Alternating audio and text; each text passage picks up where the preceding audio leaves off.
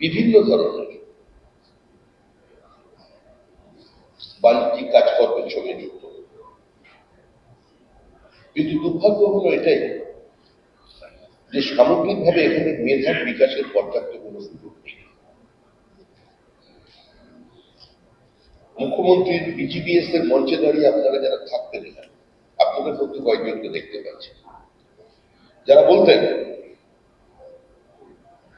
যে এত ভালো ইনভেস্টমেন্ট ফ্রেন্ডলি পরিবেশ এর আগে কোনোদিন ছিল না। যারা মুখ্যমন্ত্রীর পাশে দাঁড়িয়ে বিবৃতিগুলো দিতেন তারা তাদের 10 বছরের ব্যালেন্স শিট গুলো তুলে দেখতেন, তারা তাদের ক্যাপিটালকে সাইফন অফ করে অন্য স্টেটে পাঠিয়ে দিয়েছে। পশ্চিমবঙ্গের শিল্পপতিদের জন্য নতুন ডেস্টিনেশন হয়ে গেছে উত্তরাখণ্ড, উত্তরপ্রদেশ। একজন বাঙালি শিল্পপতি তিনি তার ক্যাপিটাল জেনারেট করেছেন এ রাজ্য থেকে, তিনি আজকে গোয়ায় বিশাল ফ্যাক্টরি করেছেন, উড়িষ্যা কোম্পানি তৈরি করছেন এবং আসামে তৈরি করছেন। গতকাল তার অফিস থেকে ফোন এসেছিল যে আমরা প্রথম শুরু করছি পশ্চিমবঙ্গে, আমরা নতুন করে 300 কোটি টাকা আমরা ইনভেস্ট করতে চলেছি। আজকে ছোট ছোট প্রডিউসাররা, যেহেতু প্রতিভাবান চিত্রশিল্পী এখানে মানে তারকা এখানে উপস্থিত আছেন, তাকে তার জন্যই হয়েছে।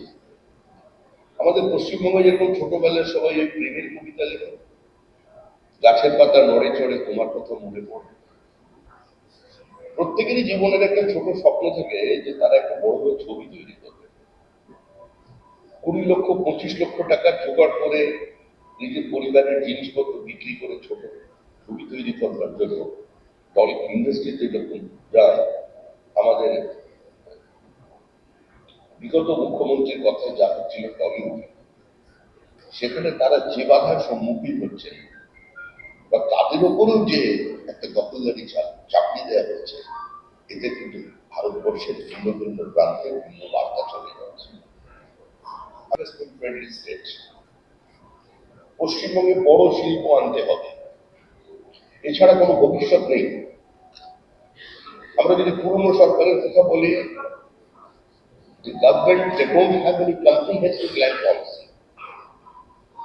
আমাদের রাজ্যে বর্গা অপারেশন হয়েছে, আমাদের ফর্টাইল ল্যান্ড আছে, 82% of the land owned by the small farmers.